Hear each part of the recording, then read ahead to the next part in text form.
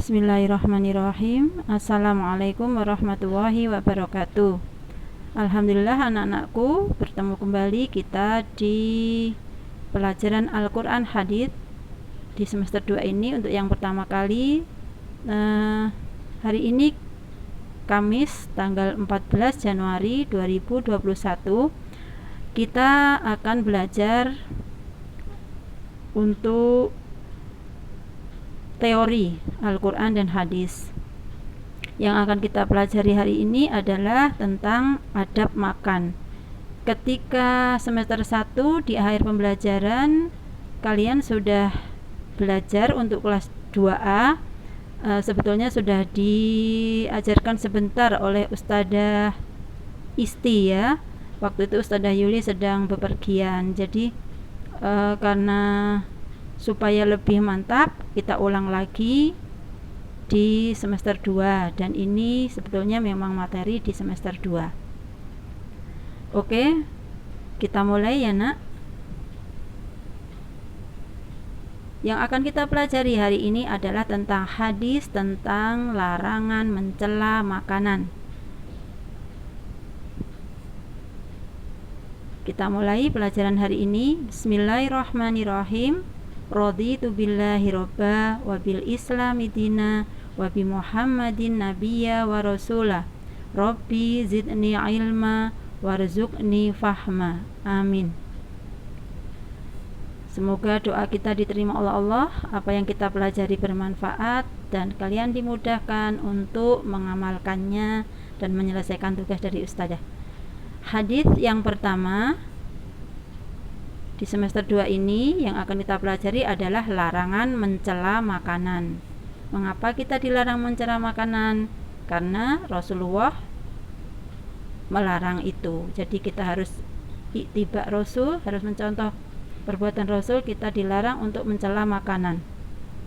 Kemudian kalau tidak suka bagaimana? Nanti kita akan belajar ya. Kosakata dari hadis ini adalah aban, artinya mencela. Yang kedua, to'aman, artinya makanan. Yang ketiga, qattu. Qattu artinya sama sekali. Kemudian yang keempat, ashtaha. Ashtaha artinya berselera.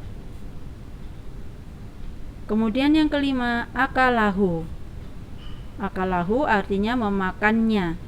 Yang keenam, tarokahu, artinya meninggalkannya.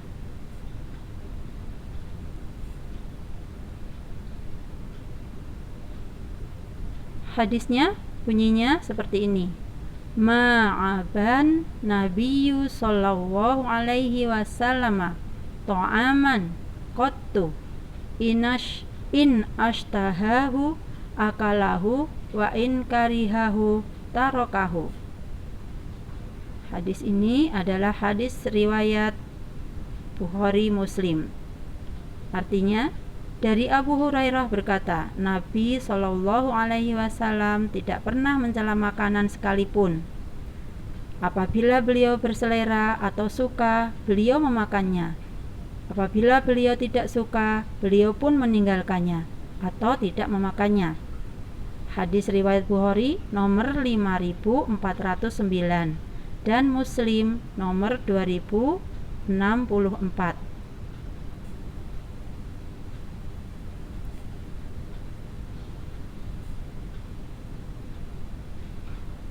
Tidak boleh mencela makanan adalah salah satu adab atau sopan santun yang perlu diperhatikan berkaitan dengan makanan adalah larangan untuk mencela atau menghina makanan.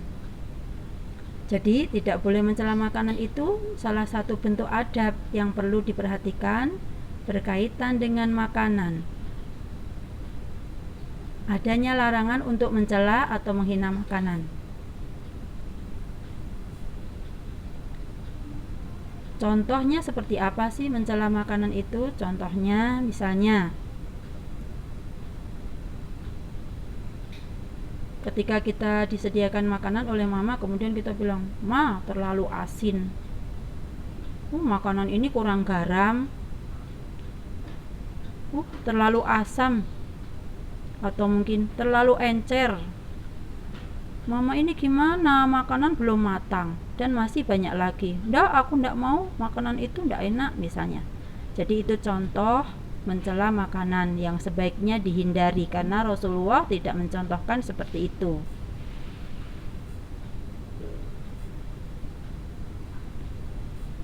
Kita harus tahu mengapa kita tidak boleh mencela makanan, karena celaan terhadap makanan akan menyebabkan adanya rasa sedih dan menyesal di dalam hati. Siapa yang sedih dan menyesal? Yaitu orang yang membuat makanan itu. Misalnya yang membuat makanan itu mama kita, ibu kita, atau ayah mungkin, atau sudah ada pembantu di rumah, atau mungkin kakak kita, atau siapapun, atau mungkin kalian sendiri yang memasak, karena kalian mungkin sudah pernah belajar memasak ya.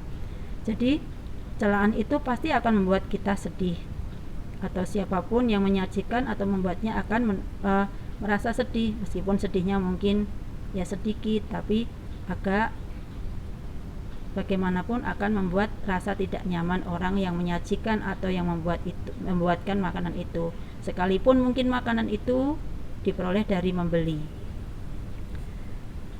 Kemudian sekarang, adab makan itu seperti apa sih yang baik yang dicontohkan oleh Rasulullah? Adab makan itu ada banyak sekali. Salah satunya adalah ridho atau ikhlas dan menerima makanan yang ada.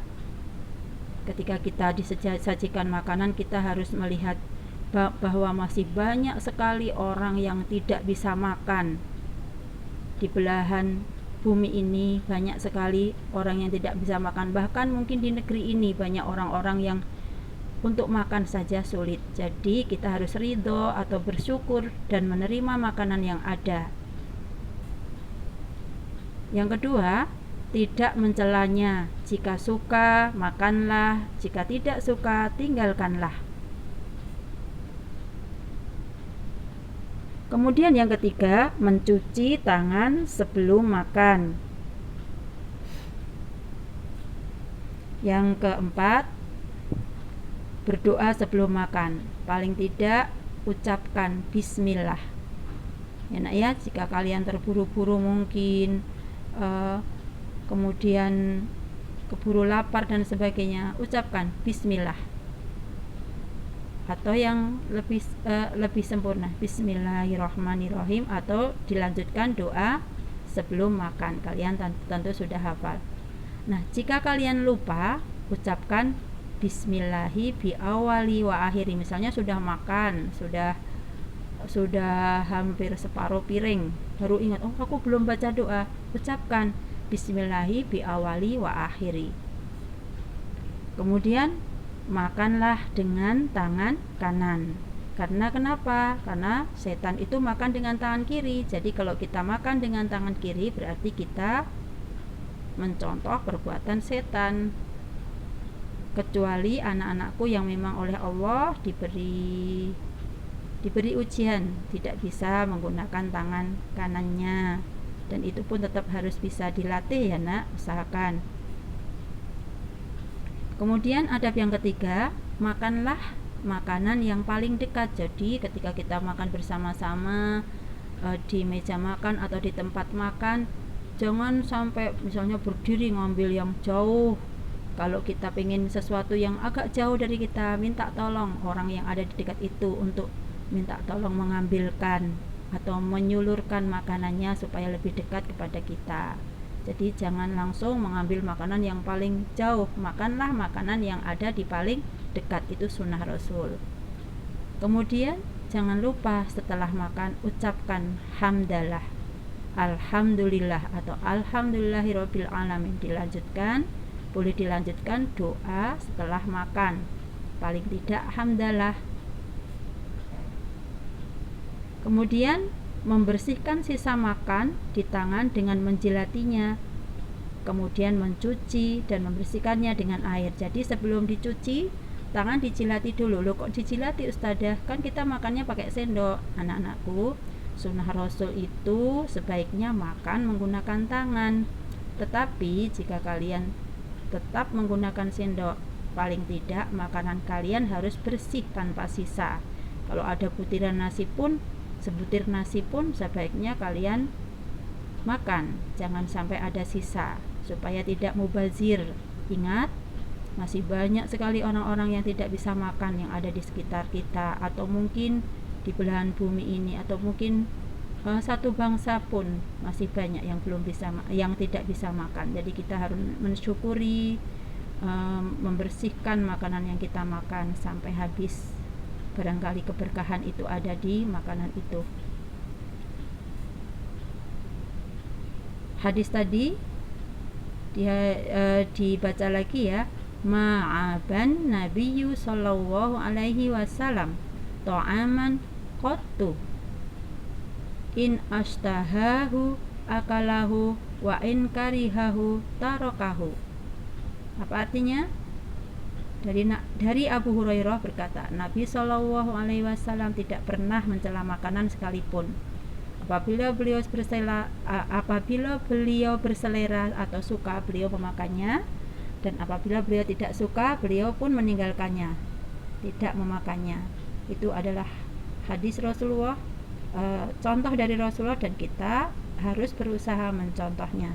Mulai sekarang jangan suka mencela makanan ya nak ya, apalagi membuang-buang makanan. Tiba saatnya kalian untuk menyelesaikan tugas. Silahkan dibuka halaman 38. Ada soal nomor 1 sampai 7. Istilah ungkapan itu dengan kata benar atau salah. Jadi ungkapan itu benar atau salah. Jawabannya benar atau salah saja ya nak. Nomor 1, makan tidak memerlukan adab atau aturan. Itu benar apa salah? Langsung diisi di situ. Kalian boleh mengerjakan di buku Al-Quran, di buku teks Al-Quran, book, boleh juga di buku tulis. Jangan lupa diberi nama ya. Kemudian tugas selanjutnya yang kedua ada di halaman 39. Tugas halaman 39 latihan 3.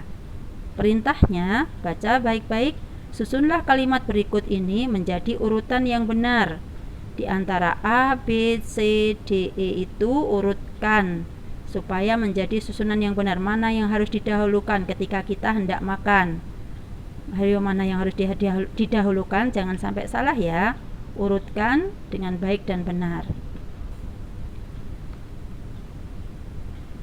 Kemudian setelah diurutkan, beri nomor. Jadi nomor 1, 2, 3, 4, 5. Jangan pakai huruf lagi ya, pakai nomor. Setelah urut, beri nomor sesuai dengan urutannya.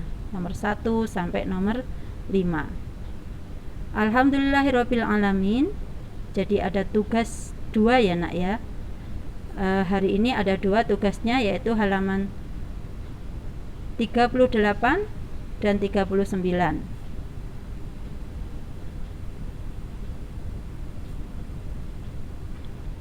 Semoga anak-anakku dimudahkan oleh Allah untuk menyelesaikan tugas hari ini. Insya Allah mudah ya nak. Jangan lupa tulis tanggalnya. Kemudian nanti setelah selesai, biasakan untuk mengecek lagi jawabannya. Tulisannya harus benar, jawabannya usahakan juga benar. Kemudian setelah selesai, nanti besok pagi hari Jumat dikumpulkan. Hari ini tidak ada tugas untuk setoran mengaji dan hafalan ya, karena sesuai jadwal kalian sudah paham bahwa nomor absen 1 sampai 10 hari Senin setorannya, nomor absen 11 sampai 20 hari Selasa, kemudian selanjutnya hari Rabu, dan kemarin sudah selesai semua kecuali yang belum setoran. Alhamdulillah usai sudah pembelajaran kita hari ini. Mari kita tutup dengan membaca doa bersama-sama. Alhamdulillahirabbil alamin. Subhanakallahumma wa bihamdika asyhadu an la ilaha illa anta astaghfiruka wa atubu ilaik. Assalamualaikum warahmatullahi wabarakatuh.